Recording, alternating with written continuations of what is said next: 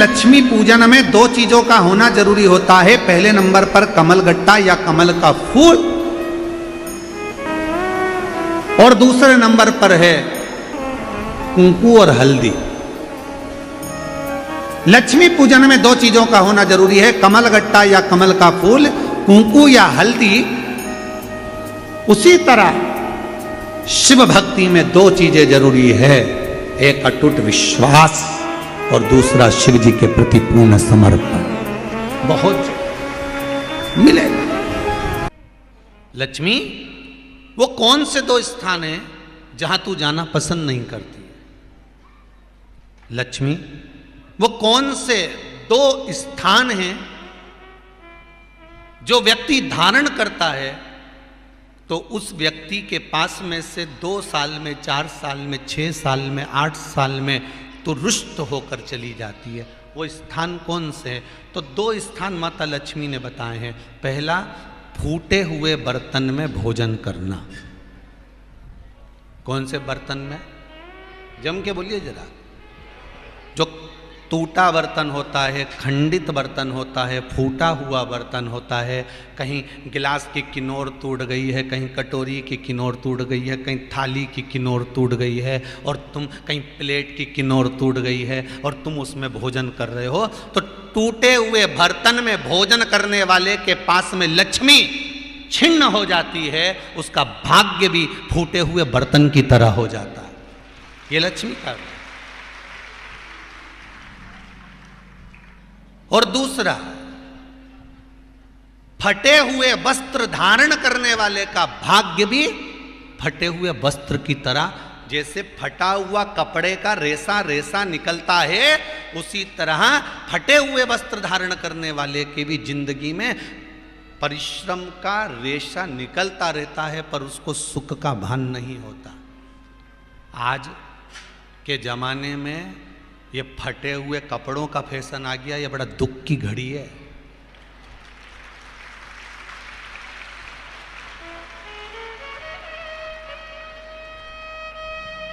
ये बड़ी दुख की घड़ी है महाराज, और लोग उसको फैशन समझ रहे हैं।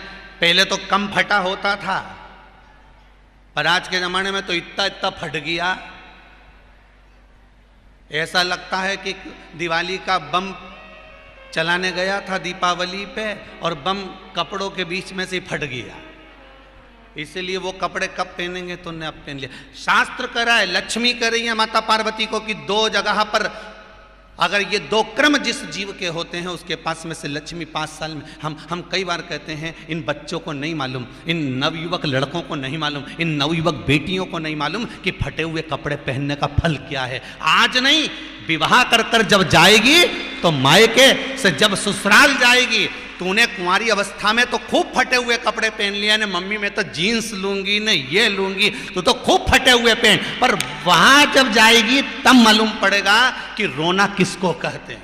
आज तो पहन लो, वो उसी में की बात है। कल वाली बात याद कर लो, अभी खाओगे तो कुछ दिन के बाद ब्लड बनेगा, और ब्लड बनेगा तब जाके ये शरीर में दौड़ेगा। आज की आज तुमने रोटी खाई तो क्या आज की आज ब्लड बन गया? जम के तो बोलो रे खरगोन वालो, नहीं बनाना। आज खाया है तो ब्लड 8 दिन में, 4 दिन में, 6 दिन में, 2 दिन में, 5 दिन में, 3 दिन में बनेगा। आज की आज ब्लड नहीं बनेगा। आज खाया तो 2 दिन में ब्लड तैयार होकर तुम्हारे शरीर में दौड़ेगा, शरीर में दौड़ेगा तो तुम्हारा शरीर भी चलेगा। उसी तरह तुमने अगर युवानी अवस्था में, कुंवारी अवस्था में ये फटे हुए कपड़े पहने हैं, तो जब तुम्हारी अवस्था बढ़ेगी ना, आज नहीं रोना पड़ रहा। आज के जमाने में तो फैशन है साहब, फैशन है तो आज पहन ले, बाद में रो ले, रो बाद में बैठ। नहीं, ताली बजाने से कुछ नहीं होगा री जीजियो, फालतू की बात है। आज यहां से जाते से ही अपने को एक ही काम करना, जितना फटा हुआ कपड़ा है इनके सबके पोछा लगा दो, बाल्टी में डुबाई डुबाई के। ये ताली बजाने से कुछ नहीं होगा। लोग तो कब से चिल्ला रहे हैं हम सुधरेंगे, जम के तो बोलो। गायत्री परिवार वाले रोज चिल्लाते हम सुधरेंगे, हम बदलेंगे। कब बदलोगे?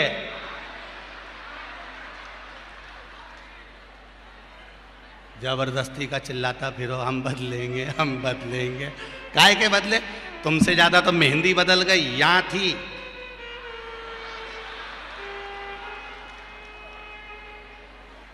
और बची कुची थी तो यहां पहुंच गई। यहां और पूर्णा कथा करने गए हड़पसर में, तो वहां पूछ लिया हमने हड़पसर में जाकर, तो हमने पूछा तनु इधर आ बेटा, अब जजमान के घर की छोरी। हमने कहा बेटा ये तूने क्या करा? अरे गुरुजी वो टेटू है नहीं, टेटू बनवाया है। हमने कहा कितने का बनवाया? अरे गुरुजी 700 रुपये का। हमने कहा तुम मुंबई पूर्णा वाले फालतू का खर्चा करते हो, 700 रुपये का कहीं गाय को चारा देते तो बेचारी 2-4 दिन तक खाती।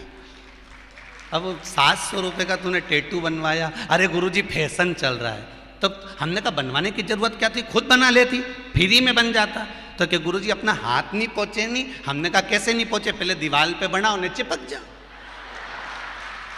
कैसे नहीं पहुंचे?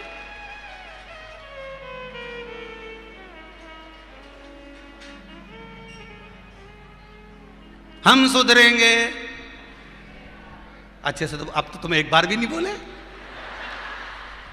डाउन। हम सुधरेंगे, हम बदलेंगे। बस तो फिर आज बिल्कुल एकदम कि अब कुछ भी हो जाए, ये कितनी भी महंगी जीन्स हो पर फटी हुई नहीं पहनने दूंगी तो नहीं पहनने दूंगी, चाहे कुछ भी हो जाए। हम इतने अच्छे घर के लोग और ये फटा हुआ कपड़ा पहनेंगे? ये नंग से फट रही।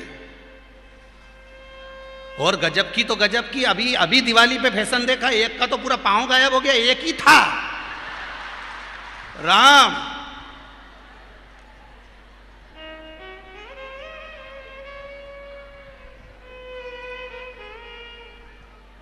ए सुधर जाओ रे, जितने सुन रहे हो, नहीं तो सिधर जाओ रे। सुधरना जरूरी है।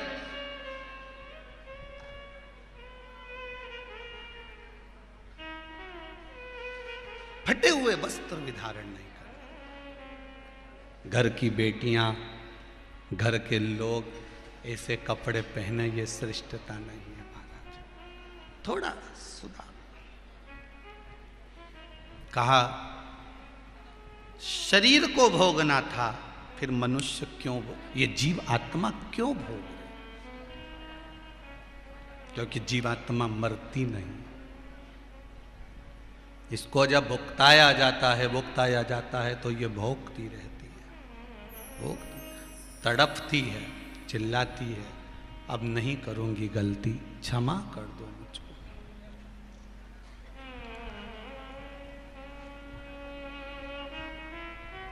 बहुत कहते। आप लोग कथा में श्रवण करे हैं पूर्व में, हनुमान गतिमान रतिमान मतिमान वर्तिमान, ऐसे हनुमान जी के कई भाई हुए, कई भाई हनुमान जी के हुए। और हमने पहले भी कहा है, जिसकी फैक्ट्री ना चलती हो, बहुत दुकान ना चलती हो, तो हनुमान जी के पांव का थोड़ा सा सिंदूर लेकर, यदि उस सिंदूर को किसी भी फैक्ट्री या दुकान में हनुमान जी के छोटे भाई गतिमान के नाम से अगर एक बिंदी भी सिंदूर की रख दी जाती है, तो वो दुकान और फैक्ट्री भी झड़के से चलना प्रारंभ हो जाती है। गतिमान हनुमान जी के छोटे भाई। एक हनुमान जी के छोटे भाई हैं मतिमान। जब व्यक्ति डिप्रेशन में जाता है, एकाग्र चित्त नहीं रह पाता है, पढ़ने बैठता है पर एकदम मन नहीं लग पाता है, तो मतिमान का स्मरण किया जाता है। हनुमान जी के तीसरे नंबर के भाई का मतिमान। और कहते हैं एक दुर्वा यदि मतिमान के नाम से शंकर भगवान की शिवलिंग पर चढ़ा दी जाए और उसी दुर्वा को वापिस लेकर आया जाए, अंधेरा होने से पहले, सूर्य अस्त होने के पहले, शाम के प्रदोष के पहले, यदि उस दुर्वा को उस व्यक्ति को चबा चबा कर खिला दो, तो डिप्रेस हो रहा है, डिप्रेशन में है, चिंता में है, टेंशन में है, और उसका विवेक काम नहीं कर रहा, बुद्धि स्थिर नहीं हो पा रही है, या पढ़ने में मन नहीं लग पा रहा है, तो उसको आप एक दुर्वा मतिमान, हनुमान जी के तीसरे नंबर के भाई मतिमान के नाम से अगर खिला देते हैं तो उसकी बुद्धि केंद्रित होना प्रारंभ हो जाती है और वो डिप्रेस से हटना प्रारंभ हो जाता है, मन स्थिर होने लगता है। मतिमान।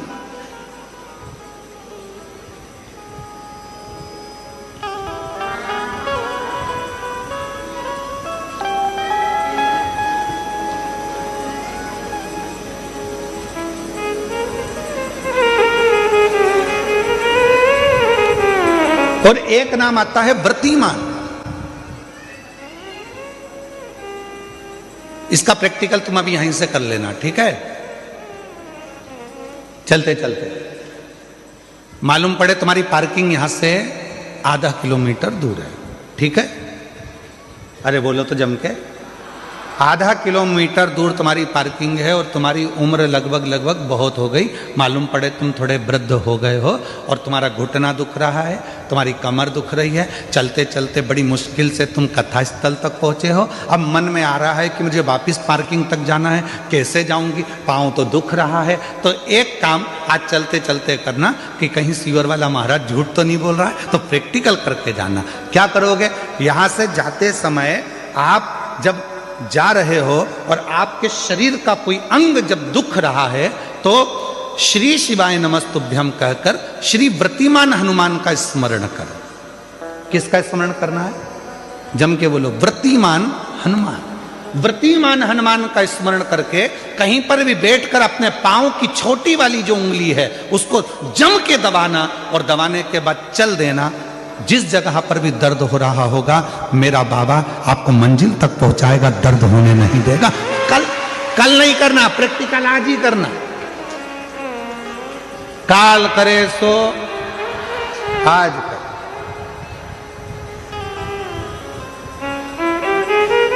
व्रतिमान आज करेंगे गुरुजी, 3 महीने में फर्क दिखेगा। तुम तो आज की आज का बताओ ना कि आज की आज में फल कैसे मिले। तुम तो बिल्कुल तैयारी में बैठो। जाते जाते व्रतिमान हनुमान भगवान श्री शिवाय नमस्तुभ्यम का स्मरण कर कर एक ऊर्जा के साथ, ताजगी के साथ चलते जाओ। शिव थोड़ा बहुत नहीं देते, मेरे भगवान देते हैं छप्पर फाड़ कर।